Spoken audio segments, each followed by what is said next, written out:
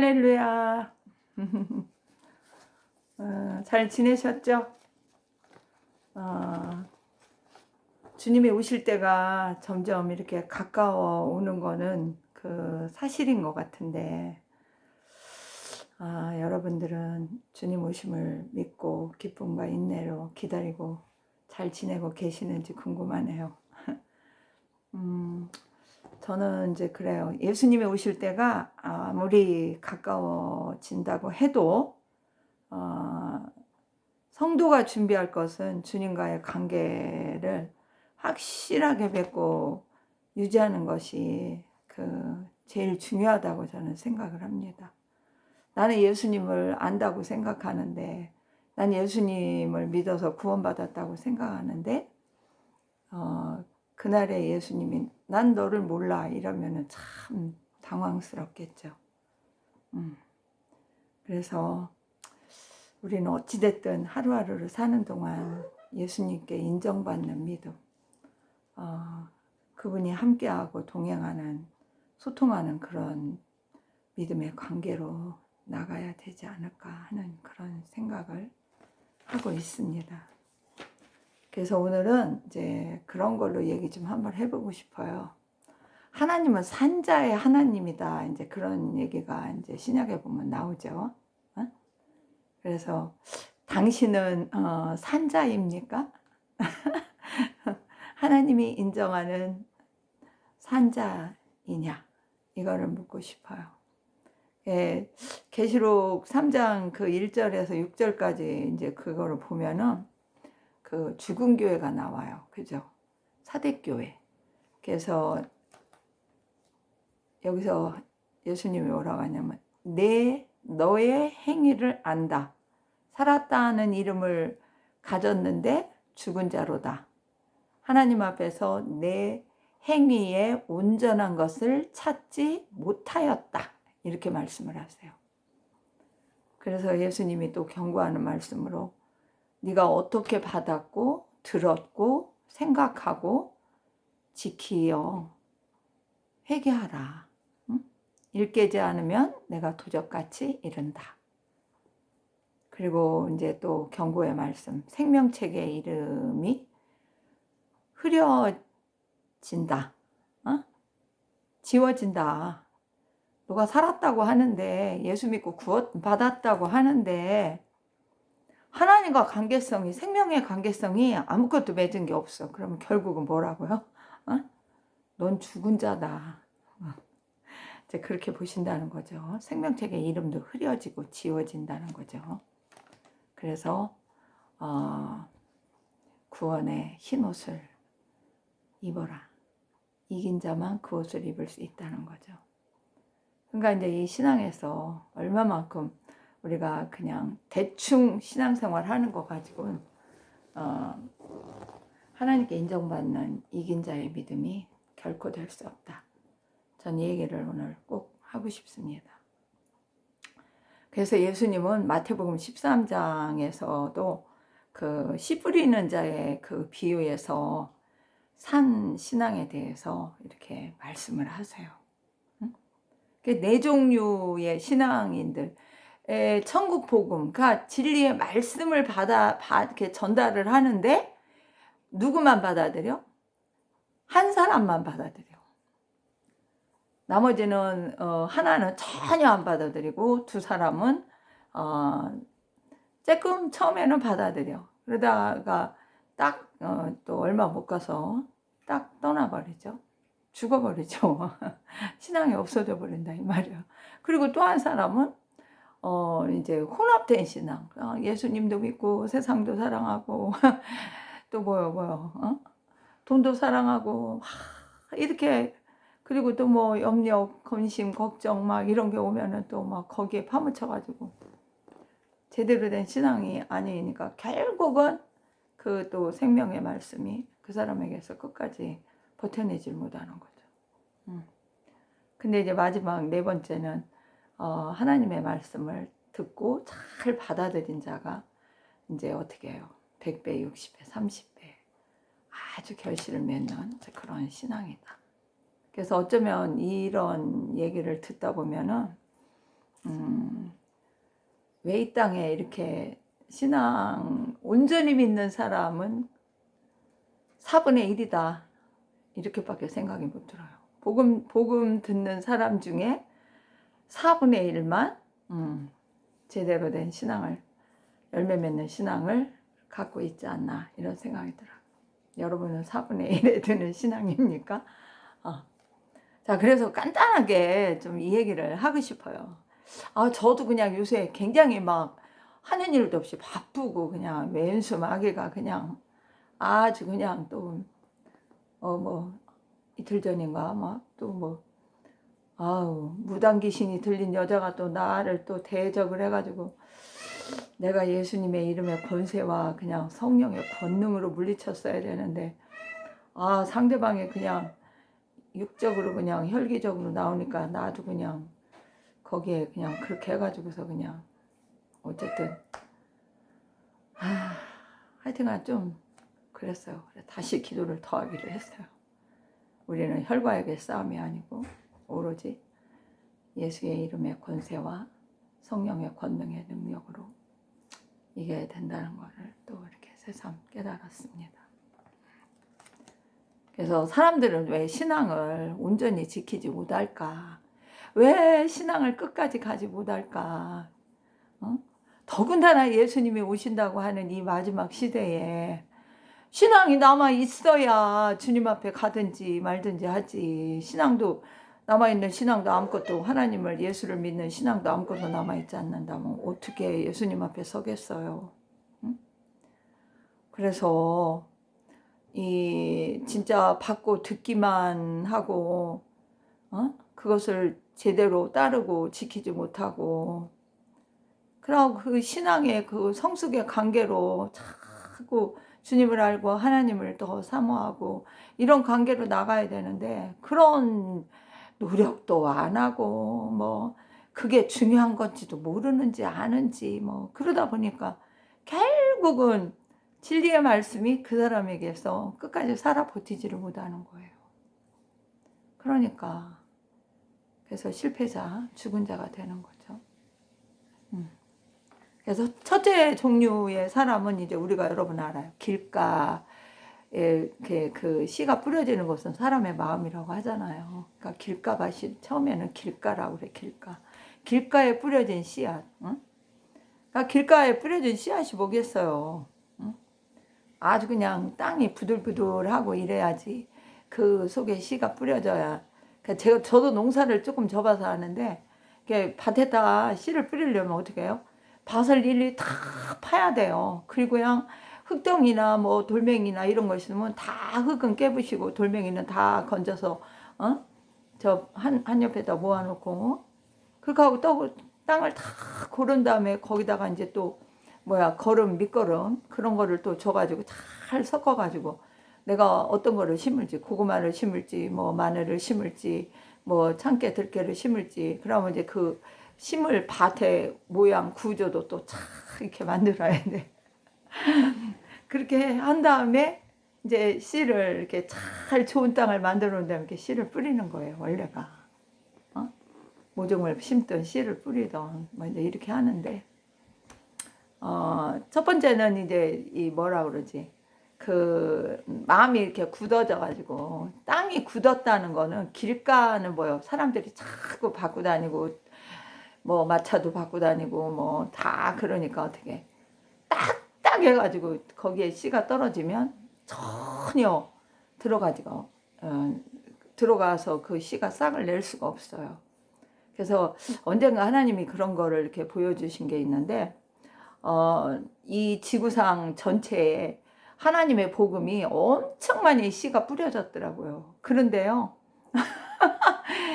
좋은 밭에 뿌려진 씨보다 딱딱한 이 길가에 뿌려진 씨가 훨씬 많더라고요. 근데 그걸 어떻게 보여주냐면, 그 씨들이 이제 막 이 사람이 뿌리고 저 사람이 뿌리고 그래가지고 막 방송에서 뿌리고 뿌리는 게 많잖아요. 그게 막 뿌려졌는데 다 그냥 마른 땅에 이렇게 이제 부러져가지고 땅속으로 못 들어가니까, 이게 이제 비가 오고 막 이렇게 하니까 물이 고인 데서는 그게 또 거기서 또 꼭 무슨 저기 뭐 콩나물처럼 또 이렇게 싸게 올라오는데 그게 거기서 살 수 있어요? 땅속에 안 들어갔는데. 그러고 그리고 거기다가 폭풍과 바람과 또 햇빛이 쨍쨍 쬐면은 결국은 다 비틀어서 말라서 다 죽고, 응? 폭풍이 치면은 또 싹 몰래쳐서 어디로 다 하수도로 다 들어가고 이렇게 하는 거를 하나님이 보여주시더라고요. 제가 전도에 대한 거를 놓고 기도했을 때 그러셨어요. 참 복음은 많이 전파가 되는데 어떻게 한다? 거의 이렇게 길가에 뿌려지는 그런 씨들이 많다. 근데 뭐 우리는 전도할 때 뭐 씨 뿌린다고 해서 뭐 사람들을 전도하는데 뭐 그 사람이 뭐 믿고 의지할 사람인지 아닌지 우리는 그 사람을 100% 알 수가 없잖아요. 그러니까 누구를 만나든 복음을 전하는데 훨씬 그런 사람들이 많다. 아주 그냥 씨가 그냥 막 널려 있어. 지금은 예수님이 지금 오신다고 해도 나는 예수의 복음을 듣지 못했으니까 믿지 못한다 이렇게 하는 사람은 하나님 앞에 인정받지 못할 거라고 그런 생각이 들어요. 그래서 마음이 딱딱하다는 게 뭐요? 마음이 교만하고 자기 생각으로 꽉 차 있고 그러니까 이제 완악한 거지. 겸손한 마음이 없는 거야. 너무 말하면 진리를 말해도 자기 생각과 자기 뜻에 안 맞으면 무조건 안 받아들이는 거죠. 응? 그러니까 뭐 자기 선택이라는 이런 그런 것 때문에 그리고 그 사람 속에는 이미 그 복음의 그런 거를 말씀의 진리의 말씀을 받아들일 수 없는 이제 그런 상태로 뭐라 그럴까 말씀이 그렇게 차곡차곡 이제 다른 걸로 다 이제 채워져 있는 거죠. 복음이 들어갈 수 있는 여건이 아무것도 없는 거죠. 응? 그러니까 뭐 논리적으로 무슨 뭐 지식적으로 뭐 자기 경험적으로 뭐 이런 거 저런 거 뭐 온갖 거 뭐 다 뭐 지식과 경험과 자기 걸로 그런 걸로 이제 교만이나 뭐 그런 걸로 다 차 있으면은 복음이 들어갈 자리가 없는.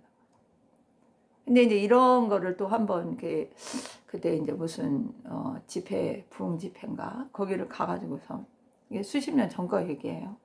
그 말씀을 이렇게 듣고 있다가 이렇게 기도를 하는데 그런 감동을 주시면 한 장면을 보여주더라고요. 이게 강사가 이게 목사님들이 이제 이렇게 강단에서 설교를 하잖아요. 설교를 하면 그 사람이 그분이 진짜 이제 이렇게 하나님의 영의 진리의 말씀을 쫙 가르치실 때는 그 말씀이 이렇게 빛이 돼 가지고 막 사방팔방으로 사람들을 향하여 막 빛으로 가더라고요. 가는데 빛이 내 앞에 오면 내가 졸지 않고 그거를 이렇게 빛이라는 걸 알고 탁 이렇게 받아들인다고 이렇게 할 때 내 마음속으로 탁탁 들어오더라고요. 그런데 안 받아들이잖아요. 그러면은요 기가 막히게 사람 사이를 통과해서 탁탁탁탁 빠져버리더라고요. 다른 데로 나가더라고요.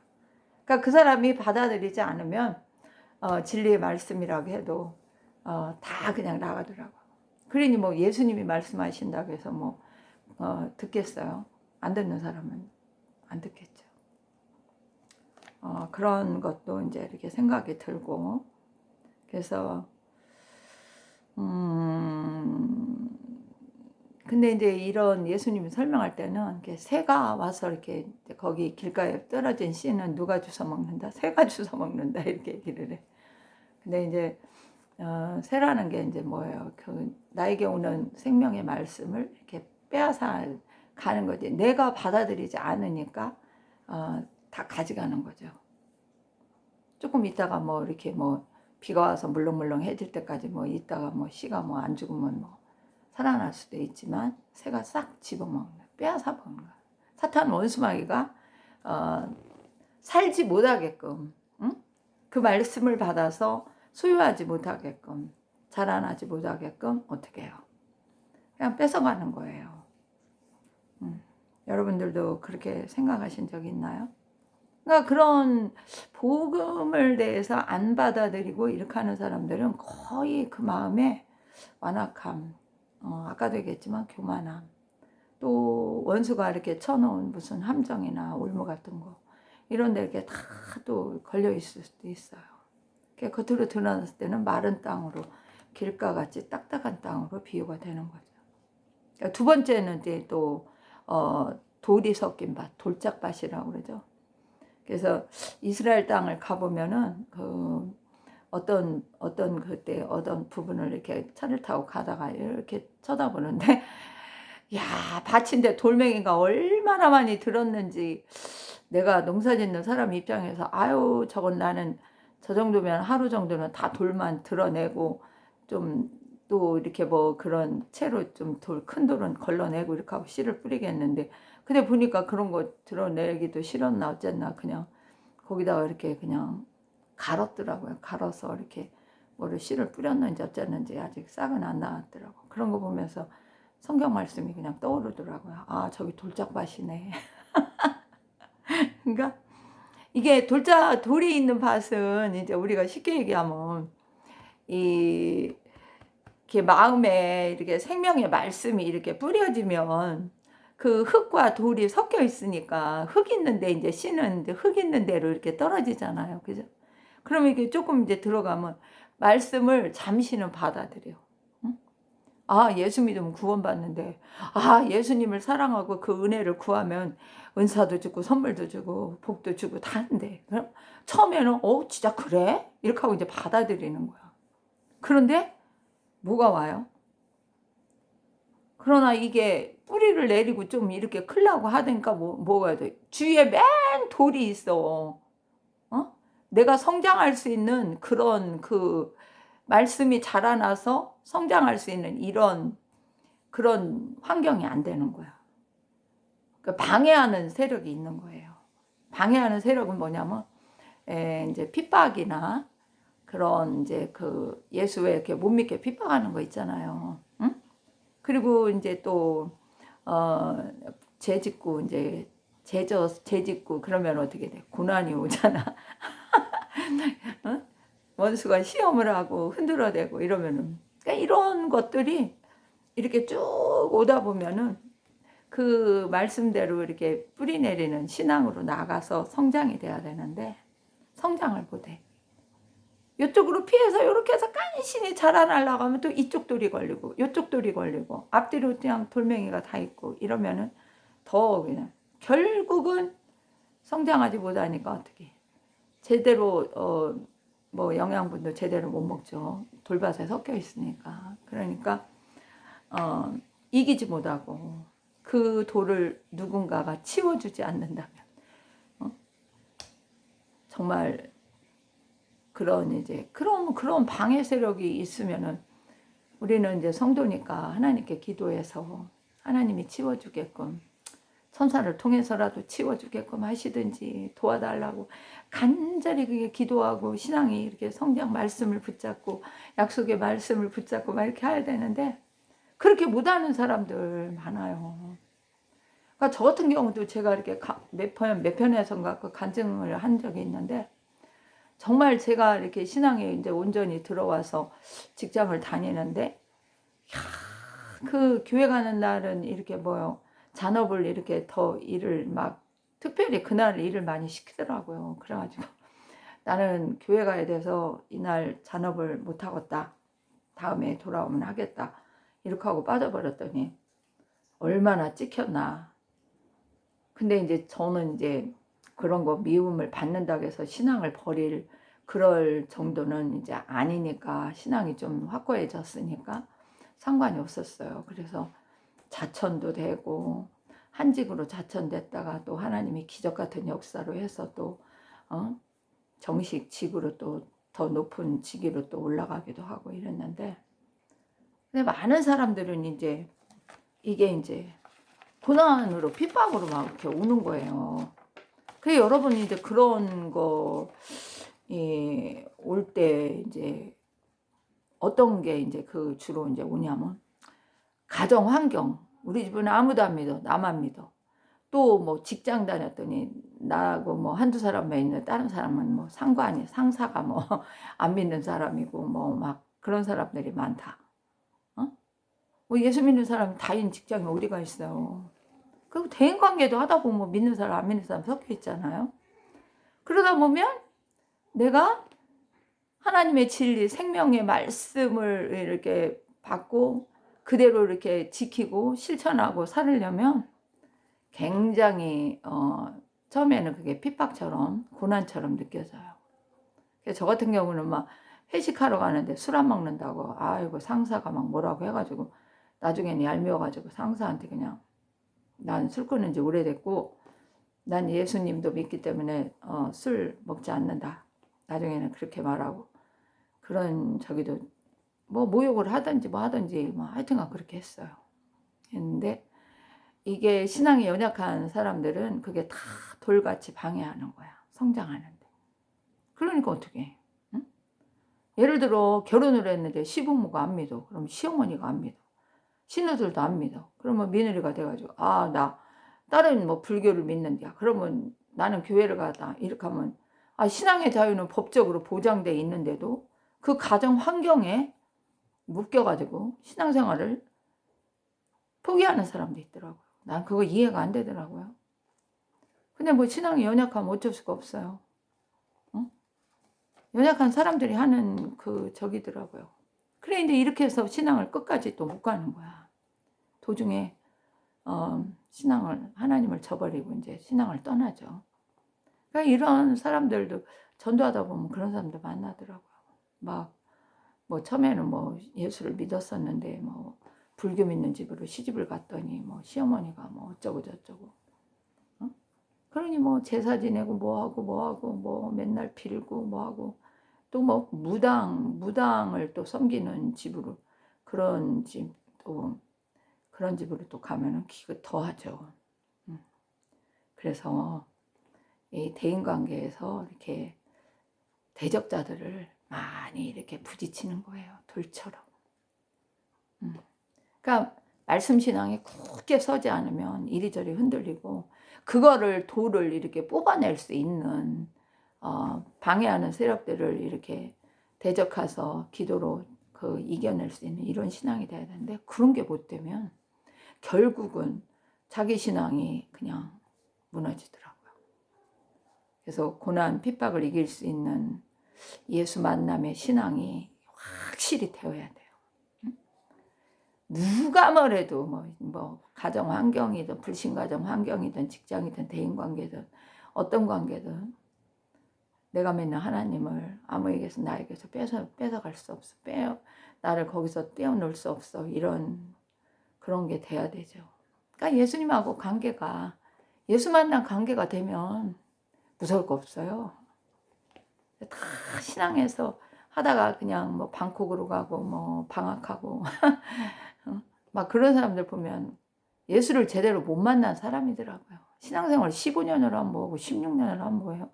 예수를 만나서 살아계신 예수를 만난 경험이 없는데 그 능력을 맛보지를 못했는데 어떻게 끝까지 목숨 걸고 신앙을 지키겠냐고요.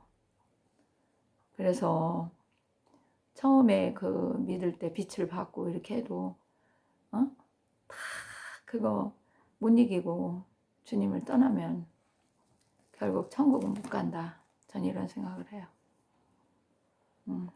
근데 이제 그 죄로 인한 고난 같은 것도 연속적으로 이제 이루어질 때 있잖아요. 그죠?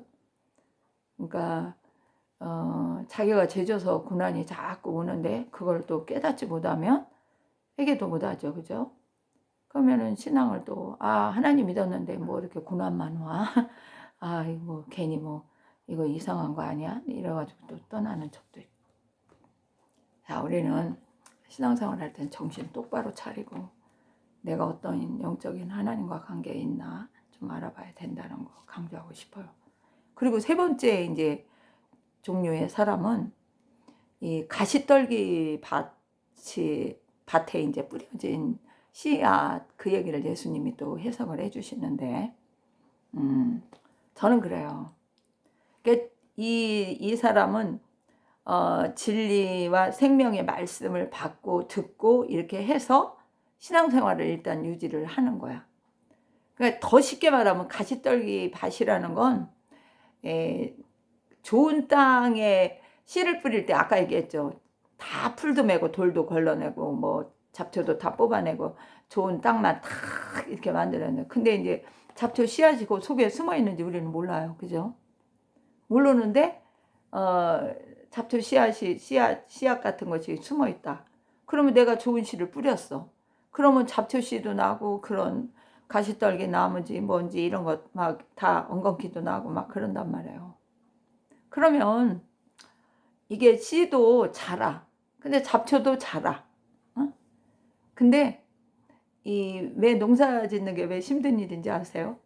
내가 원하는 그 식물을 심은 거를 유지하려면 밭을 매줘야 돼. 그것이 열매 맺을 때까지 몇 차례를 매야 돼. 왜? 매주면 풀이 또 나고 또 나고 또 나고 이러니까. 그래가지고 예를 들어 콩을 심었다. 그러면 어떻게 해요? 콩 나중에 열매 맺을 때까지 콩밭을 아무리 못 매도 두세 차례는 매야 돼요. 근데 이게 잡초를 매주지 않으면 여러분 잡초는요. 비료를 안 주고 거름을 안 줘도요. 너무너무 잘 자라요. 그래서 나중에 이렇게 자라다 보면 잡초가 더 잘 자라. 그래가지고 어떻게 내가 원하는 식물 그 뿌리를 그 심은 그것보다 잡초가 더 잘 나요. 잡초가 더 둘러싸. 다 그냥 막 이리저리 막 다 잡초밭이 돼요. 그러면은 그거는 아주 힘없는 연약한 이제 그런 상태로 되고 제대로 영양분도 잡초가 다 빨아먹으니까 안 되죠. 그래서 이거를 예수님이 말씀하실 때는 그 이제 말씀대로 이렇게 구별된 거룩한 삶을 이렇게 살아야 되는데 이게 살지 못하니까 결국은 열매도 못 맺고 어떻게 한다? 죽는다. 그러니까 진리 말씀에 확고한 신앙이 되어야 되는 거예요. 그러니까 일종의 사단의 전략에 이렇게 말린 신앙이 이제 이렇게 되는 거예요. 이 신앙들은 왜 그러냐면요. 그 잡초로 비유되는 게 뭐예요? 하나님을 섬기는데 이것저것 다 짬뽕 신앙이야. 응?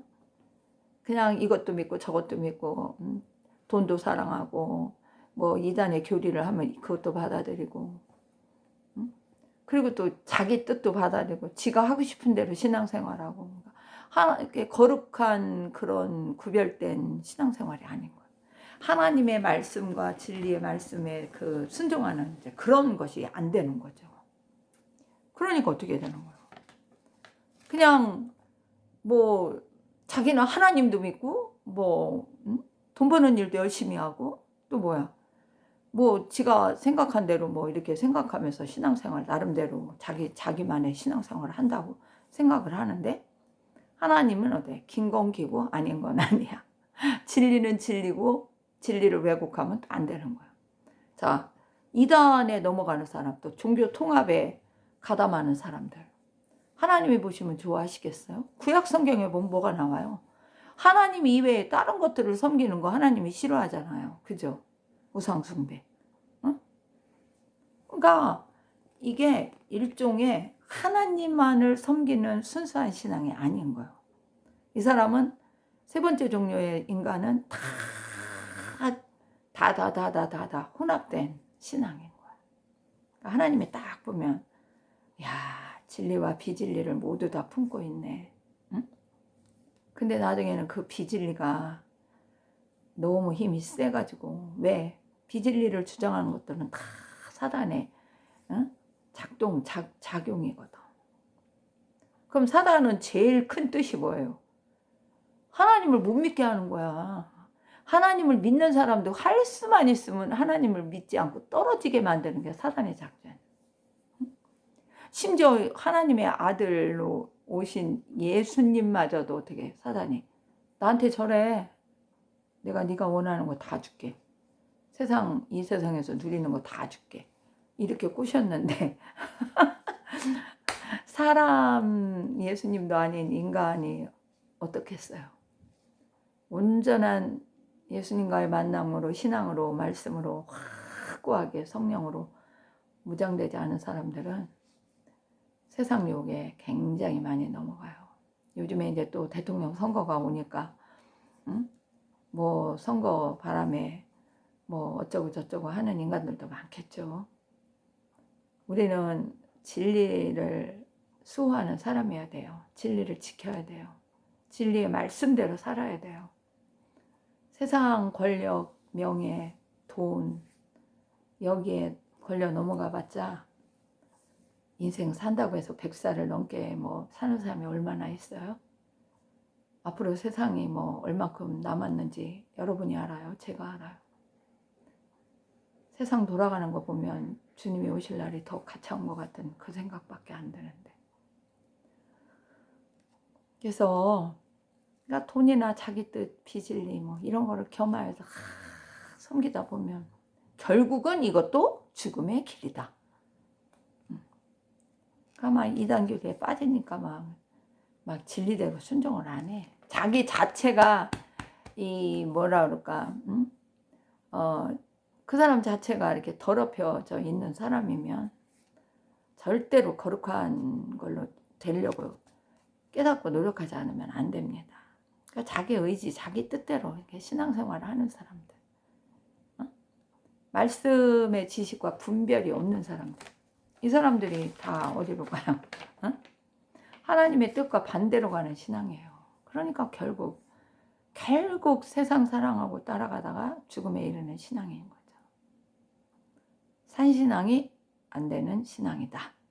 네 번째는 좋은 밭에 뿌려진 이제 씨앗에 대해서 비유의 말씀을 또 예수님이 해석을 해주시는데, 요거는 이제 진리의 말씀이 잘 그 좋은 땅이니까 이제 방해 세력도 이제 없고 또 잡초도 없고, 응?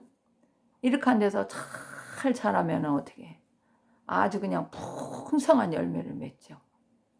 자, 제가 농사저보다 이렇게 얻은 그 참 감사의 기쁨을 누렸던 게 뭐냐면, 이렇게 들깨를 심으면 들깨씨, 참깨나 들깨가 씨를 심으면 그 조그마한 거 하나잖아요. 그 들깨 하나를 그것이 조그만한 게 커가지고 막 영양분을 그냥 쫙 빨아들이고 막 밭도 잘 매주고 막 수분도 적당히 공급이 되고 병충해도 막아주고 막 하면은 막 쫙 자라가지고 그 하나 심었는데 그거 한 대에서 보면은 대박으로 한 대, 두 대 막 이렇게 거두는 거 보면 여러분 정말 하나님이 이렇게 열매를 이렇게 맺고 하나님이 열매를 거두는 그런 성도는 얼마나 기쁘시겠어요. 인간도 이렇게 농사 져보면 그런 게 느껴지는데. 그래서 열매가 풍성히 맺는 거예요. 그래서 100배, 60배, 30배. 근데 여기서는 단지 물질적으로 이 열매를 풍성히 맺는다, 이걸로만 볼 수가 없는 게, 이게 좋은 밭이라는 의미가 뭐예요? 그 사람의 그 마음과 생각과 그런 것이 정말 이렇게 뭐라 할까, 겸손하고 순수해야 돼. 진짜 겸손하고 순수하고, 제가 예전에 젊었을 때 이제 부흥회를 다니다 보면 누가 은혜를 받나 하고 이렇게 가만히 살펴보면은 마음이 순수한 사람들이, 겸손한 사람들이 그 진리의 말씀을 이렇게 딱 잘 받아들이더라고. 그러니까 너 기도해, 하루에 몇 시간씩 기도해 이러면 그런 사람들은 그 말을 그대로 듣고 따라서 기도를 실천을 하더라고요. 근데 뭐예요? 아무리 그냥 그 목사가 강단에서 여러분 기도하세요, 눈물로 간구하세요, 막 금식하세요, 막 이렇게 난리를 쳐도 너나 해 이런 사람들은 은혜를 못 받아. 그러니까 하나님의 말씀은 내 마음이 그 말씀을 받아들이고자 하는 그 순수함, 그 순진함,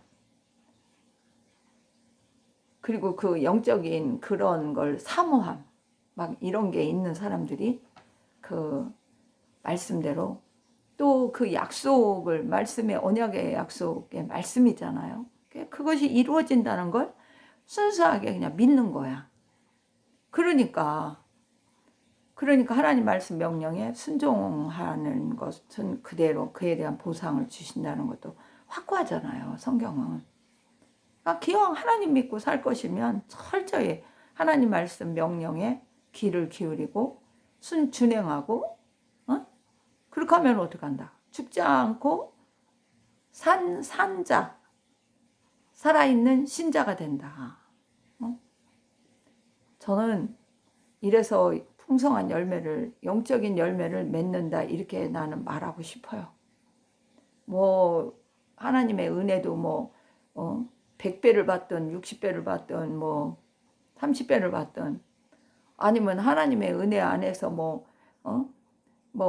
봉사를 해서 그 열매를, 결과를 또 그만큼 누리든, 전도의 열매를 누리든 뭐 열매를 누리든, 하나님 은혜를 구해서 뭐 온갖 그냥 뭐 성령의 열매를 다 맺든, 그렇게 하고자 하는 그런 순수한 마음과 그 사모하는 열정과 이런 것들이 있는 사람들이 잘 이렇게 성장을 하더라고요. 그래서 저는 이제 이런 생각을 해요. 하나님을 만나고 소통하고 그 신앙의 성숙을 거쳐 나가는 그 단계를 잘 거쳐야 돼. 그러니까 씨가 지금 심었어. 좋은 땅에 심었어. 싹이 팍 나. 그러면 또 뭐 잡초 나나 안 나나 봐가지고 막 나면 또 농부는 다 그거를 또 막 제거를 하고, 농사질 때 해보면 그렇더라고요. 저거 어때 또 가봤더니 저거 물이 좀 부족한 것 같으네. 가무네. 그러면 또 가서 물도 또 그 거시기다 물통에다 갖다 또 이렇게 뿌려주기도 하고. 여러분, 그러니까 그런 이제 우리는 우리가 할 수 있는 거 뭐예요?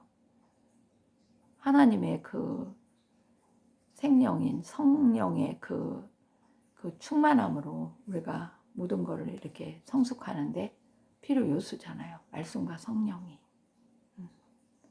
그러니까 나는 성도라는 사람이 말씀이 없고 성령이 충만하지 않다?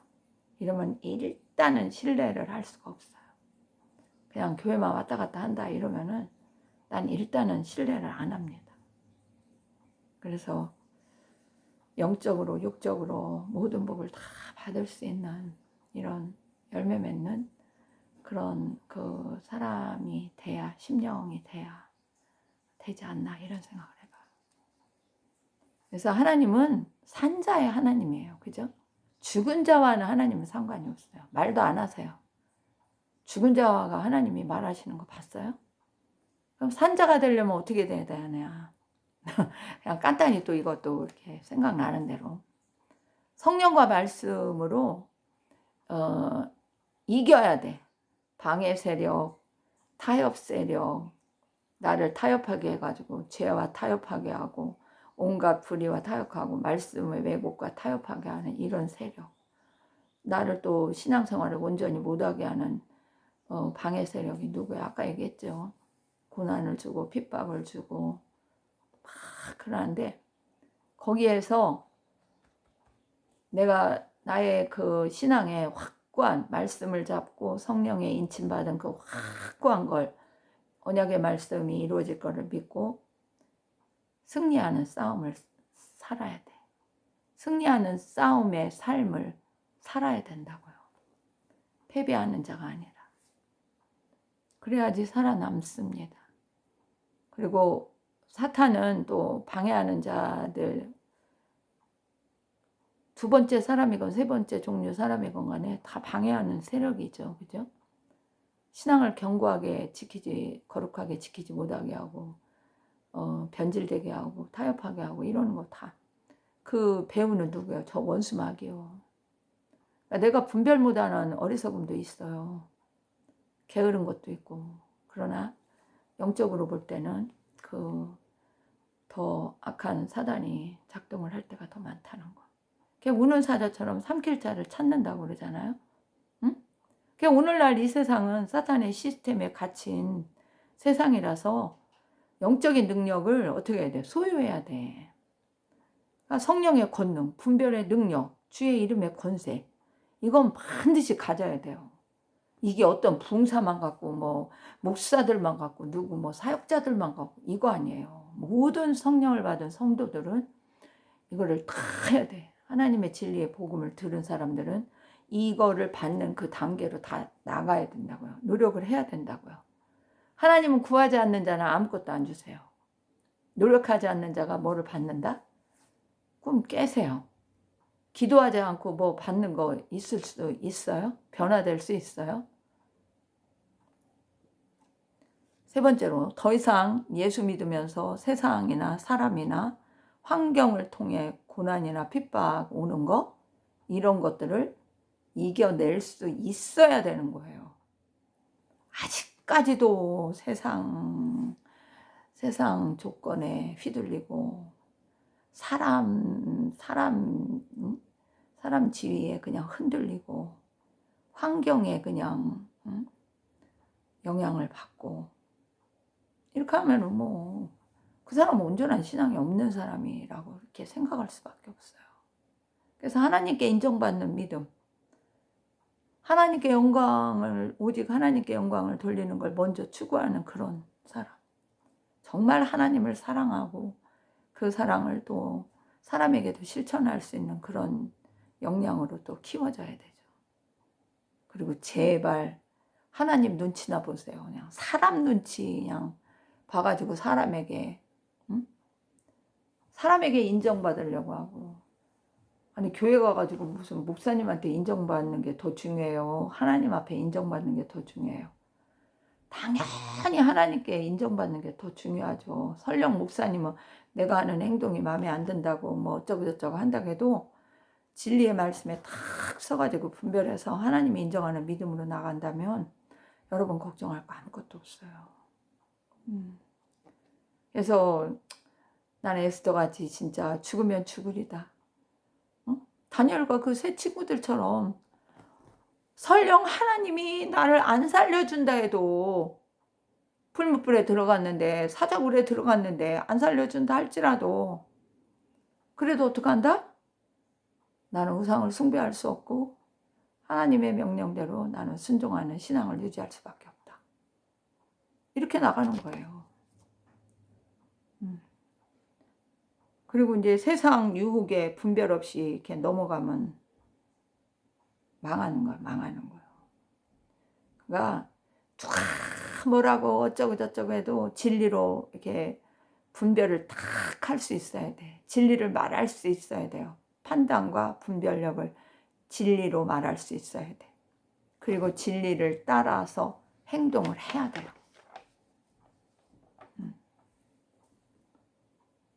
그리고 세상과 그 비진리와 타협하는 신앙은 변질되기 쉬워요. 결코 거기서 벗어날 수 없어요. 아까 세 번째에서 그 얘기 했잖아요. 그렇죠?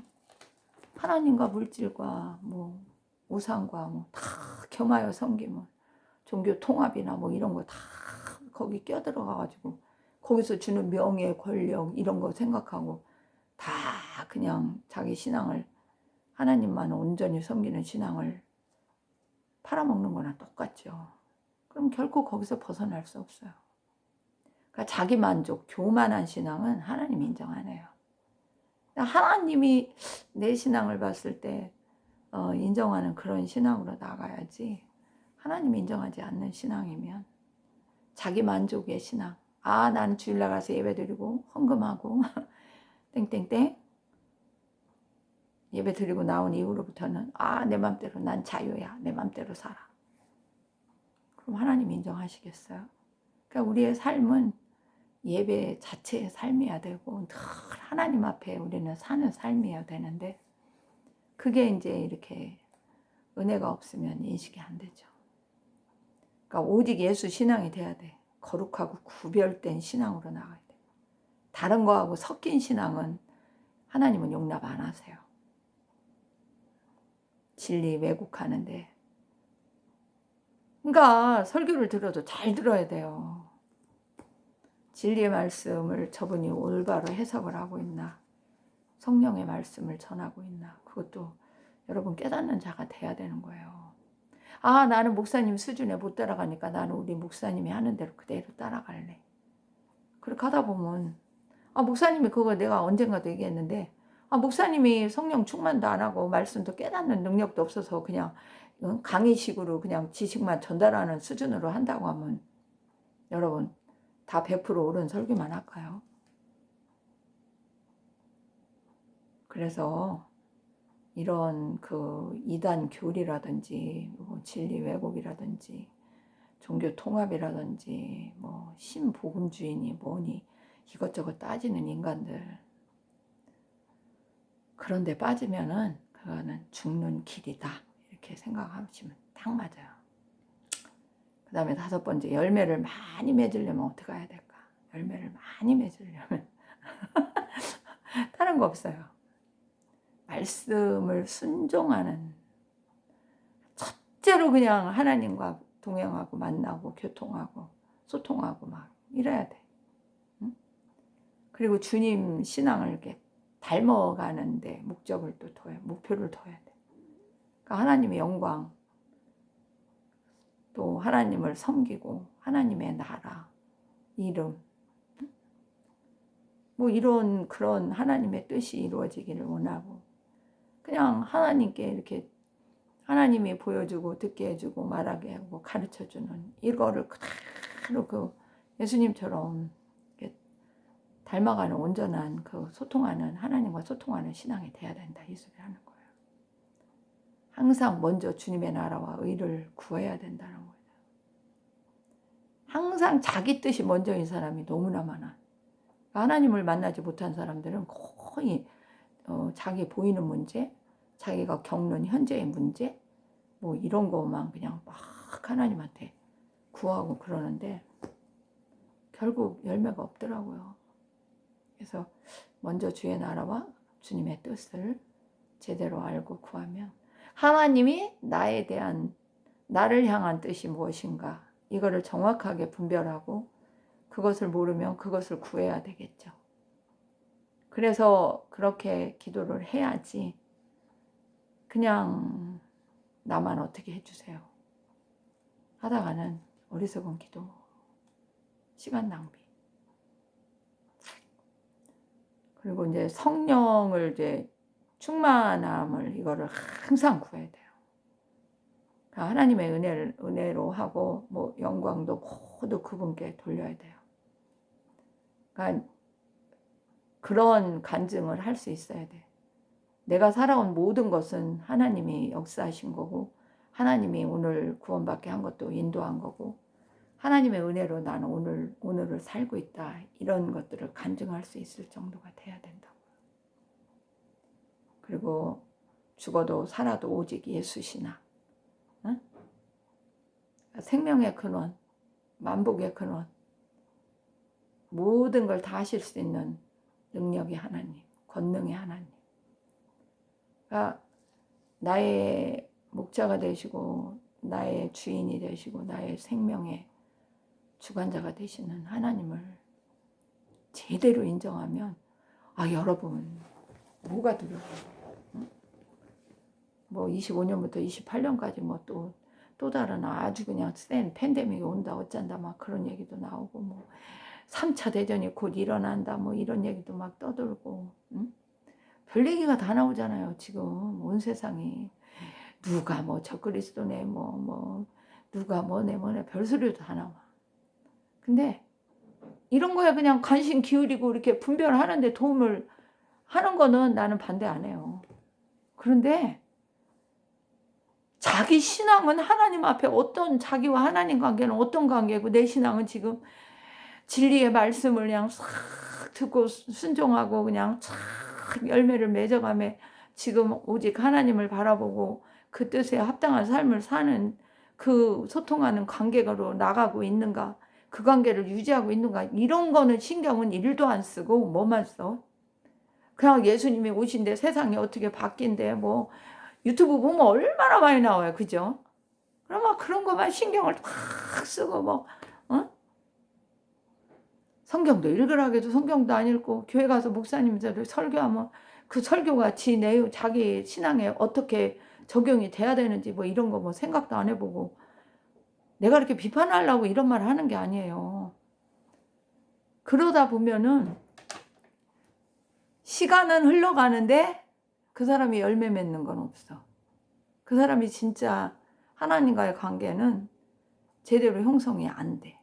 그래서 죽을 때까지 신앙 형성이 잘 안 된 사람도 많아요. 열심히 믿었는데 천국 못 가는 사람도 있을 거예요, 아마. 왜? 예수님 그랬잖아요. 4종류의 사람 중에 어떻게 한다? 한 종류만 열매를 맺는다.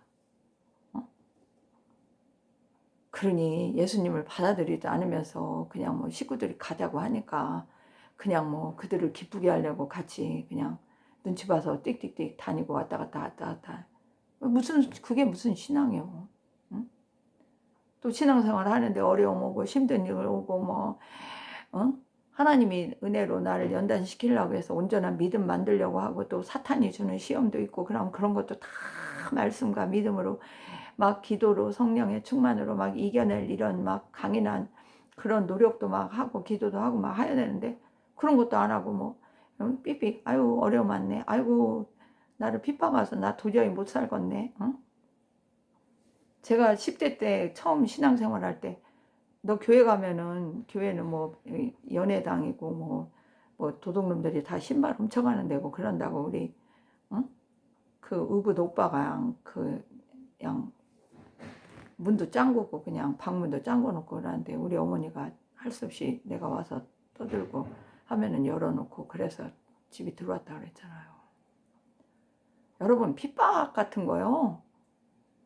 진짜 신앙을 갖고 있으면요 많이 겪을 수 있어요. 근데 그거요 진짜 신앙을 갖고 있으면요 아무것도 아니에요. 내가 더 이렇게 남들이 나를 핍박하는 것보다 뭐를 견디기가 더 힘든 게 뭐였냐면 내가 죄를 짓고 당하는 고난. 내가 죄를 져서 고난 온 건지 뭐 온 건지 이것도 잘 몰라가지고서 회개도 잘 못하고 그걸 어떻게 바꿔서 어떻게 저기에서 살 길을 찾아서 이렇게 나가는 거는 그런 것들이 훈련 안 될 때는 그게 더 힘들더라고.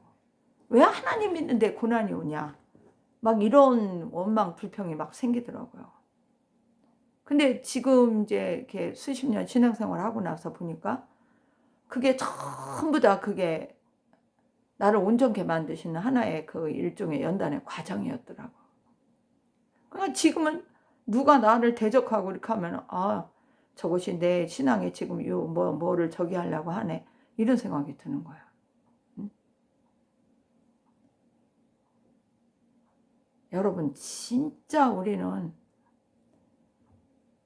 이런 핍박 고난 이런 것도 이겨내야 되지만 지금 오늘날 성도들이 가장 많이 자기 신앙을 죽는 대로 이끌고 가는 사람들이 어떤 신앙은